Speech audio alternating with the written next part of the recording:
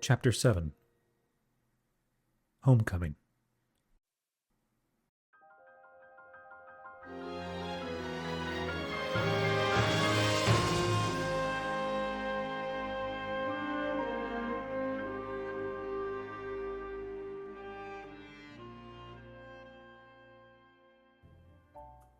The day was still warm despite the setting sun when Link appeared on the outskirts of TotK Village. He had appeared on a grassy hill, not far from the old, inert Sheikah shrine. Like he always did, his head turned to look at the shrine, as if expecting it to be glowing with calm blue light once again, as it once did. He knew it would not be shining any longer, not since they shut down all Sheikah technology, but he didn't expect to find it simply gone. In its place was a pit in the ground, oblong, slightly larger than the shrine had been itself. It looked as though a sinkhole had opened right beneath it, plunging the shrine, foundation, and all into the depths. He could have even accepted that, were it not for the red-black corruption that coated the walls of the hole and some of the ground around it. And beyond the dark substance, the grass looked diseased, dead and brown, but stained with reddish spots. "What?" Link whispered, walking closer to it. As he approached, he felt that ache in his Zanai arm once again, alongside his heartbeat. He rubbed his arm, wincing, as he stepped up to the ledge of apparent corruption. He could see a faint gaseous miasma rising from the pit, just like he and Zelda had encountered while underground. His stomach turned at the sour smell, like something rotten and decayed, and then he peered over into the hole. All he could see was blackness. It was a seemingly endless void of darkness, with no bottom in sight. No sign of the Sheikah shrine, or the strange chambers that had seemingly been underneath it. Link felt a wave of dizziness and stepped back from the edge. What in Hylia's name? Someone gasped sharply behind him, and Link whirled, his hand briefly lifting to grasp the hilt of the sword that wasn't there. He found a young woman standing behind him, sword at her hip with shoulder-length brown hair. "Link," she said, eyes widening. "You're back!" Nat had been one of the first members of TotK Village that Link had met following his awakening during the Calamity. He had encountered her and her sister Megan when they had been accosted by a handful of bokoblins just outside the village, and the three of them had become friends in the years since. Link dropped his hand back to his side and further stepped away from the dark hole in the ground, towards her. "Nat, where have you... the Sheikah? A month?" They talked over each other for several moments before they both went silent. Nat blushed a little and reached up, sweeping her hair back, before giving Link a grin. "You first." Link smiled faintly. "There's a lot to tell, but first..." He looked back towards the hole in the ground. "What is this?" Nat stepped closer to him, grimacing as she looked towards the hole. "That appeared just a few weeks ago, just about the same time as those floating islands overhead." She motioned for the sky, and Link followed her gaze, to see several smaller Zanai islands suspended in the sky above Hateno.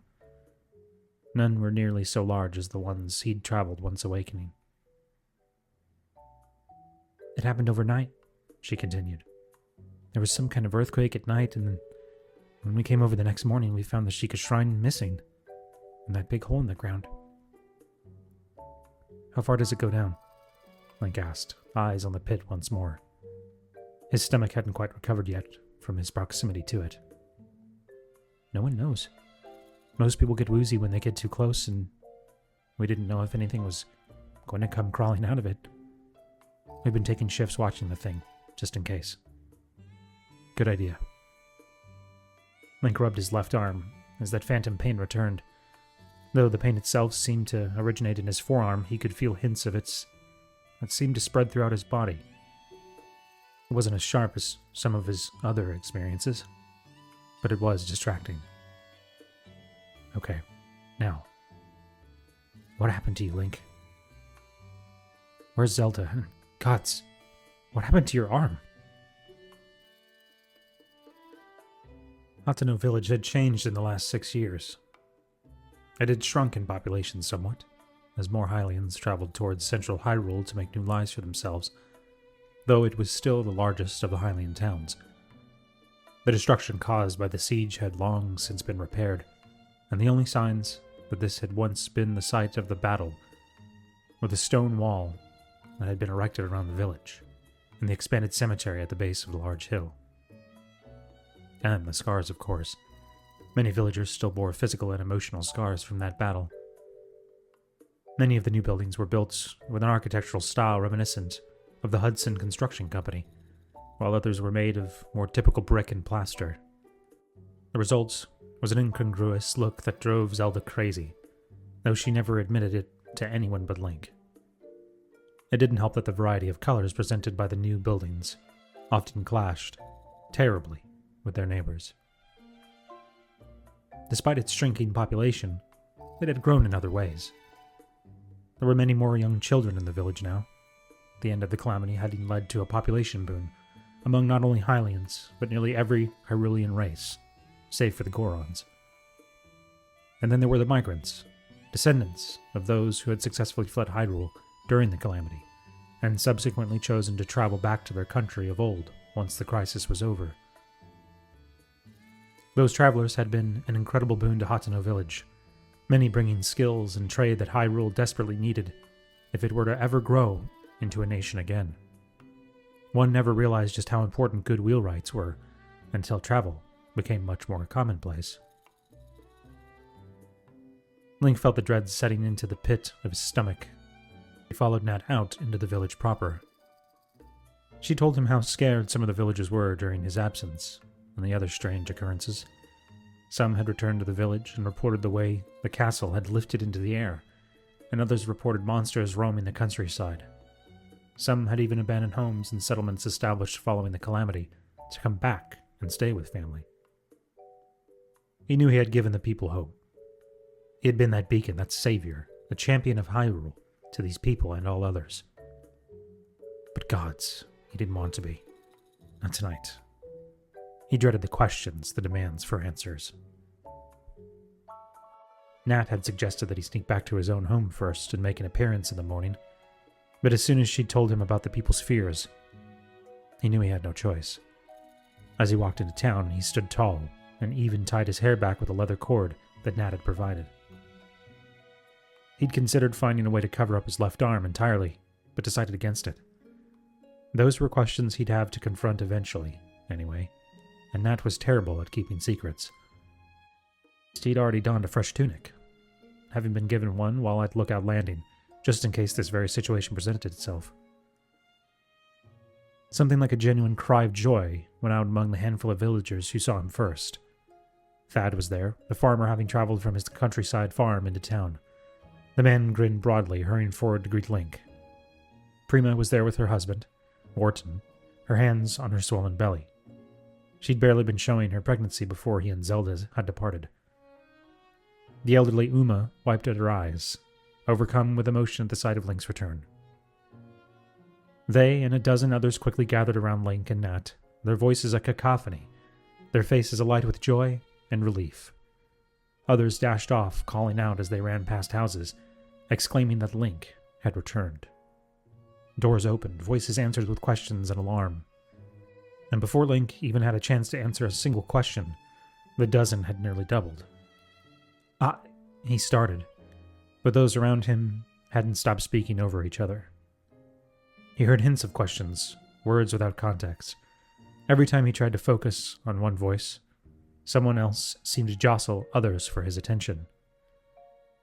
He felt his heart quicken. "Everyone!" cried a man from behind the crowd. "Please let me through!"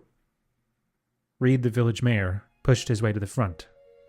He was still a young man, perhaps 10 years Link's senior, if one didn't count his century while asleep, with brown hair and a well-kept beard. He looked stunned when he saw Link, as if he hadn't quite believed his return. "Link! You're back! Thank Hylia!" Reed reached out to shake Link's hand, his lips spreading to form a broad grin. You and Zelda have been gone so long that some of us began to... He stopped short when he saw Link's left arm. A moment later, as they too noticed Link's arm, the crowd began murmuring again. Link sighed and flexed his fingers, allowing his arm to fall back to his side. Link, what happened? Where have you been? Link steeled himself. While his heart continued to beat rapidly in his chest, he forced his face to remain calm, trying to project confidence. I was injured, and I've spent the last few weeks recovering. Immediately, voices from the crowd started up again. What injured you? Is the calamity back? What happened to your arm? Reed held up his hands, trying to gain some semblance of control over the crowd again. Everyone, please. When the voices quieted again, he looked at Link, frowning. What did injure you? We've all heard rumors and stories, and then there are these flying... They just appeared! Are they going to fall? Link hesitated, looking from Reed to the people around them, unsure of who had asked the questions. I'm still trying to understand everything myself, but no, I don't think the islands are going to fall. But for what injured me? He hesitated, wondering just how much he should share with them all. Give them hope, he thought. It was something that just caught me and Zelda by surprise. That isn't going to happen again. But what was it? Said a woman from the crowd. Others voiced the same question, and Reed looked ready to ask the same, when another voice called out. Where's Zelda? Link thought it might have been Megan, Nat's sister. Immediately others began to ask the same, her absence having just been noticed. Link wished he'd never come back to Hateno this night. He tightened his hands into fists to stop them from trembling, and he did his best to ignore the sound of his own heart in his ears. Zelda and I, we got separated in the attack. Oh no! Is she alright? Asked Megan from somewhere in the crowd. Yes. She survived the fall and she found a way to get a message to me that she's alright. It wasn't entirely the truth, but he wasn't about to try to explain to everyone how Zelda had transported herself into the past, and the only reason Link knew that was because he'd been speaking with a ghost. He hoped it would at least be enough to quell their concerns. It wasn't. Fall? She left you a message? Where is she? Is she on one of the floating islands? Link's sauna hand ached from how tightly he clenched it. He didn't want to be here. He needed to be away. It was a mistake to attempt this tonight. He was too exhausted, and his head was too full of worries. How could he be a source of hope for them now? He tried to assuage the crowd's concerns nonetheless. He began to sweat as he continued to answer questions, giving somewhat vague answers, while promising that he was going to be working to solve Hyrule's problems. It all sounded so hollow to his ears, but he watched as relief seemed to wash over the villagers. For every weight lifted off of one of their shoulders, Link felt as though he had piled another stone upon his back, another burden to carry, another flame of hope that he had to somehow keep from going out. All the while, his left arm continued to ache. It was some time later when Link finally found his way to his home. Mr. Link, when will Miss Zelda's be coming back? Had asked Reed's little daughter, Karen. The town's children were taken with Miss Zelda, their teacher. The question had very nearly caused Link's mask of confidence to crack. After that, he'd excused himself. Now, however, he wondered if this was really much better. The house was dark, and despite being empty for only a month or so, looked ominous and unlived in from the outside. The flower pot hanging from the front window was empty, and a passing storm looked to have dislodged one side of a shutter, leaving it dangling precariously.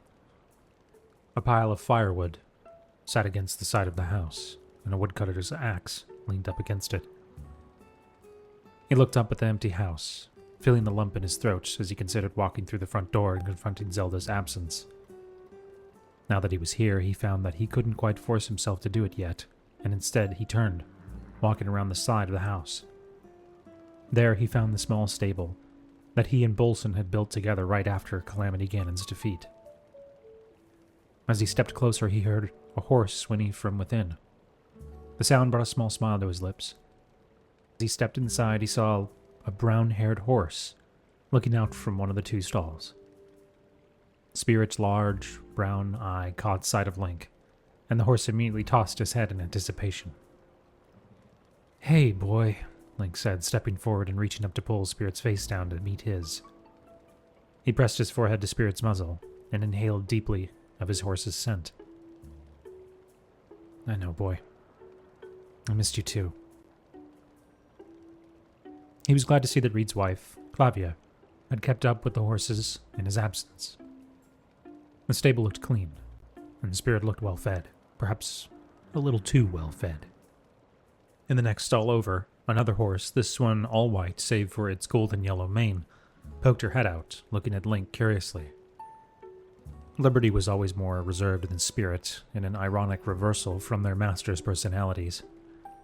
She nickered softly, her eye looking past Link towards the entrance of the stable, looking for her rider. Link's heart squeezed in his chest, and he stepped over to the other horse, gently stroking her muzzle. "She's not here right now, girl. But we'll get her back." Liberty whinnied softly and pulled her head back. She pawed the dirt in apparent annoyance. "I know. I want her back too." Spirit blew out another snort and pressed against the door to his stall, causing the wood to creak, drawing Link's attention back to the horse. "Not yet, boy. It's already late and I'm exhausted. I'll take you out tomorrow." He glanced again at Liberty. "I'll take you both out." Neither horse seemed very happy about his words, but Link gave them both some oats to placate them before setting about to brush them thoroughly. The act of brushing the horses helped Link as well, settling the dread he felt in his heart. When he stepped out of the stable some 30 minutes later, he did so feeling stronger than he'd felt when he first approached his house. Yet as he reached for the door handle, the dread returned. He forced it down and stepped into the dark home. 6 years had transformed the small, mostly empty building into a home full of warmth. The table in the center of the large central room had been lacquered and covered with a tablecloth. The opposite wall from the door was taken up by a large brick oven, which often emanated the enticing aromas of whatever Link was preparing that day, though now it stood swept and cold. Shelves were lined with dusty plates and bowls, and a few bundles of dried herbs still hung over the kitchen implements. His eyes scanned the darkened kitchen, memories blossoming unbidden in his mind. Earlier in their marriage, before they had commissioned Bolson to build Zelda a proper study in the cellar, their table had often been covered by her notes and scraps of old text. She would eagerly research while occasionally complaining about how long it took for Link to prepare their meal. He looked toward the stairs that led up to the loft and their small sleeping area. He could remember her hurrying down those stairs, wrapped tightly in a blanket, to help Link clean up after a particularly heavy snow had caused part of their roof to cave in. His eyes trailed to the railing that she had once leaned over, wearing not a scrap of clothing, to tell Link to come to bed. When he had tried to imitate that some weeks later, she had laughed at him and told him that she would be up when she was ready and not a moment sooner. Link's feet carried him up the stairs, revealing their bedroom, if it could even be called as much. The bed sat in one corner, a nightstand, and a lamp on one side of it. A pair of work boots rested at the bed's foot. Hung on one of the walls was a large painting, a replica of a very old photograph on the Formashika slate. Link, Zelda, Daruk, Mipha, Revali, and Urbosa stood together. Daruk's large arms encircled them, pressing the other 5 together, causing Mipha and Revali both to stumble. Daruk's large mouth was pulled into a wide grin, and Urbosa's lips formed a closed-mouth smile, while the other 4 had looks on their faces ranging from alarm to confusion. He could remember well when the photograph was taken, and he was grateful that the artist had captured each of their expressions so well. It was truly a masterwork of recreation. His eyes settled on Zelda, who looked startled as she and Link were pressed together. They barely knew each other when this photograph was taken. The champions' roles had only just been formalized, and fear and resentment had already driven a wedge between the two of them. What a difference just a few short months of travel would make for them. And then 6 years of marriage would further make. The lump returned to Link's throat, and he blinked rapidly, the beginnings of tears stinging his eyes. He found he desperately wished he could not only see Zelda again, in that moment, but all of them. Daruk had always been so good at helping Link get his mind off his burdens, while Mipha was the best listener he had ever met. Urbosa had been wise, as she was uninhibited. And Revali, well, Revali was, and had always been, an ass. But even he would be good to talk to in that moment. "Goddess, I don't know if I can do all this again," he whispered, feeling every bit of the weight of his predicament settling on his shoulders once more. The fear, the responsibility, the need to fix things, it pressed down on him as much as it drove him forward. Here in the heart of his home, he felt he could be truly honest. His one encounter with the Demon King, with Ganondorf, had been catastrophic. The pain in his left arm still burned with agony not forgotten, and the emptiness he felt upon his back was a reminder of the Master Sword's fate. And despite the hints of her presence, he still had no idea if Zelda had managed to find her way back to the present. The thought that he may never hold her in his arms once more, may never hear her voice or see her smile, sent a frigid blade through his heart that caused the emotions to bubble up from within him. He sat heavily on the bed, lowering his face to his hands. He wished he had any idea of what he should do next. He feigned confidence for his friends to give them hope, but he found none of that hope within. "Hylia, what am I supposed to do now?" he asked, and didn't know if the goddess was even still around to hear him. He awoke, aware of the presence of someone else in his home. He wasn't sure how he knew, but when his eyes opened, he was certain that he was not alone. He moved by reflex, throwing the blanket off of him and rolling out of bed, coming down to his feet in a crouch. A pale shaft of moonlight entering through the window dimly illuminated the loft. Link couldn't see anyone, yet the back of his neck prickled, and his left arm ached with that phantom pain once again. Trying not to make any noise, he carefully reached down to just beneath his bed, fingers blindly groping until they found the leather-wrapped hilt of a sword. He drew it forth, sliding it out of its scabbard, with a soft hiss of metal on leather. It was a simple steel broadsword, one that he had used as a replacement for the Master Sword in the years between the Calamity and his expedition with Zelda. Armed, Link crept closer to the ledge of the loft until he could peer down to the lower floor. There, standing right beside the kitchen table, was Zelda. She was dressed as she had been in the vision in the Temple of Time, in this strange, unfamiliar dress, her arms and shoulders bare, the tear-shaped marks on her cheeks. She stood, hands at her sides, face turned up to look right at Link as he came into view. He thought he saw the hint of a smile on her lips in the dim light. "Zelda!" Link cried, shooting to his feet, his sword clattering to the ground. Zelda turned away from him and began walking. At first, Link thought she was walking towards the stairs to come up, but she walked right past them, towards the open doorway. "Wait!" He started for the stairs, but tripped on the sword, crashing to the ground in a heap. He was back up in a moment later, but she hadn't slowed, continuing across the house towards the door. "Zelda, wait!"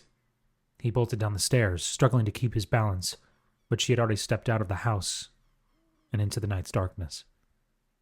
He sprinted after her, rushing outside and calling for his wife again. It took him a moment to see her, however. She was no longer standing on the ground. Instead, she was floating in midair, perhaps 10 feet up.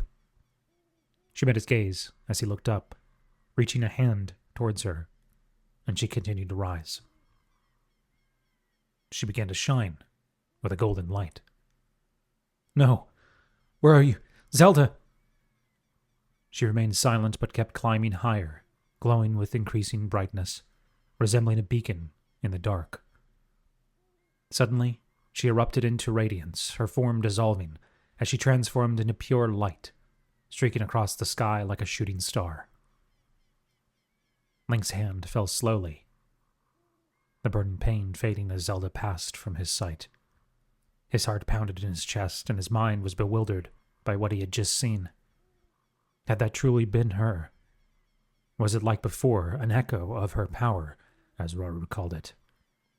If so, then why appear to him, but give him nothing? And if it was her, then why leave it all? "Zelda?" He called to the silent night, hoping that she would respond to him in the same way that she once had. "Zelda? Please. Where did you go?" He was only met with silence. There was no chance of sleeping again after that. He dressed himself and then took both Spirit and Liberty out for a ride, before the sky began to lighten with the first hints of dawn. His ride, which took him out of TotK Village and into the surrounding countryside, should have been a good way to clear his head. However, because the night was wrong. Link rode on Spirit's back, his horse's hooves clopping on the hard dirt, with Liberty trailing some 10 feet behind them. Behind them, at the top of the rise, was TotK Village, dark save for the pinpricks of a handful of candles still burning in windows. Perhaps others unable to sleep at this late hour, and a pair of torches on either side of the open gate. The dirt road they walked on was well paved, the main thoroughfare that wove between the Ginner and Midla woods west of the town. As he rounded the bend that took him out of the sight of TotK, the night grew quiet, with the sounds he expected to hear largely absent. The wind blew, yet the leaves on the trees on either side of him sounded muffled. He didn't hear any nighttime animals either. No singing insects, no howls hooting, no wolves howling. Even his horse's hooves sounded duller. It made the hair on the back of his neck stand straight up. He considered drawing his sword and even began to reach for it before stopping himself. Spirit was well accustomed to battle, but Liberty tended to get anxious when she sensed danger. He didn't want to spook her unnecessarily. He left his hand on the hilt of his sword, however, as his eyes searched the darkness. Overhead the stars continued to shine, but even these seemed affected by the unsettling air of the night. He would have sworn they were dimmer than they had been mere moments before, and the crescent moon still high in the sky almost appeared to have the faintest red tinge to its light. A tree lay across the road, seemingly uprooted from its place beside the road. Feeling anxious, Link dismounted, moving closer to the tree, eyes scanning the darkness. He felt as though eyes followed him, and behind him he heard one of the horses paw the ground. He carefully approached, wondering just what had knocked the tree over. It didn't look like a particularly young tree, nor did it look old, and it hadn't been broken, such as by a lightning strike or something striking it with force. Instead, he could see some roots still attached to its base. Termites? Maybe they weakened it, and the earthquake the townspeople mentioned knocked it over. But why wouldn't they have cleared it already? It was dark and hard to see, but he didn't know how many species of insects in this area that would feast on live trees. Still, perhaps this tree had died recently. He moved closer to the base, looking for signs of termite mounds, but found something far worse.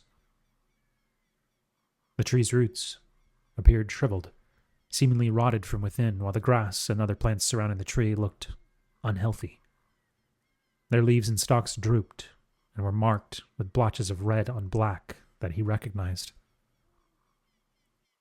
It was the same as the grasses that had surrounded the hole in the village, and Link wondered if a sinkhole was about to form right here, beside the road leading out from the village. Where else holes like that were forming, or had formed, and what would happen if one formed underneath a home? Something moved in the dark. Link's head snapped up, and now he drew his sword, the polished metal gleaming in the faint moonlight. He heard Liberty give a nervous-sounding snort whinny behind him, and he hoped she wouldn't have cause to bolt. He didn't relish the idea of trying to search for her on this night. He waited, eyes searching. He'd caught sight of the shadow moving out of the corner of his eye, but now everything had gone still. Not even a breeze shivered the leaves. He still felt the eyes on him, and he was all but certain that something watched him from the shadows. "Who's there?" he called, squinting. Nothing answered. In his teeth, Link gripped his sword's hilt in a two-handed grip, stepping around the fallen tree and into the shadowy forest. He stared around, adopting a stance that would allow him to pivot to defend from an attack in any direction quickly. No attack came, however. The forest was silent and the shadows were thick. Nothing moved, and the only sounds Link heard were his horses and the pounding of his own heart. The darkness felt oppressive, and his instincts screamed warnings, even though no visible danger was present. Several minutes later, he returned to the road, frustrated, and led the horses back towards Thoteno Village. He didn't relax or sheath his sword, however, until he finally began climbing the hill towards the town. The sun was just starting to lighten the eastern horizon, and Link let both horses graze in the open field by the house. A handful of villagers were already up and about, eager to get started on the day's work. Though he'd promised he would soon return to Pura, he found himself unwilling to leave just yet. Instead, he set about fixing the broken shutter and mucked out the stable, even though Clavia had clearly been doing that regularly. Those tasks completed, Link lit a spark in his oven and washed himself while the fire got going. He just managed to set out the flour and water needed for a loaf of bread Pura had requested, when a knock sounded at his door. The first inhabitant of Thoteno Village to show up on his doorstep brought him a basket of freshly picked vegetables. The next, which arrived a short time later, brought him a wheel of cheese and several dried fish. Another villager arrived with a newly woven cloak of deep maroon color. Yet another brought Link a pair of cured leather vambraces, used but in good condition. The gifts felt endless. Food and provisions, clothing, travel necessities, even gifts of rupees. Others simply showed up to wish him luck, to express gratitude and promise him whatever aid they could give. The outpouring of support stunned Link. It felt like half the village showed up by the time he'd settled spirit and prepared to depart. "Now don't you worry," Reed said, standing next to Link, hand on his shoulder. "Clavia will keep an eye on your house and your other horse." Link nodded, giving the other man a subdued smile. "Thanks, Reed. And if you have any problems at all, get a message to the Sheikah. They'll probably know how to get in contact with me faster than anyone else. We'll be all right, so long as those floating rocks don't start coming down atop us." The mayor's eyes turned up to look at one of the floating islands hovering far overhead. "Still, probably best we keep a few guards on the wall, eh?" "Yeah," Link said. "Probably for the best. At least until you get everything sorted and back to normal." "Right." Reed patted Link's shoulder and stepped back from him, giving him enough space to safely use the purr pad. Once sure he was clear, Link pulled the device from his belt, opening the map and locating the icon labeled Lookout Landing. Without another word, he pressed it, and he, his horse, and their gathered provisions all disappeared in a burst of blue-white particles.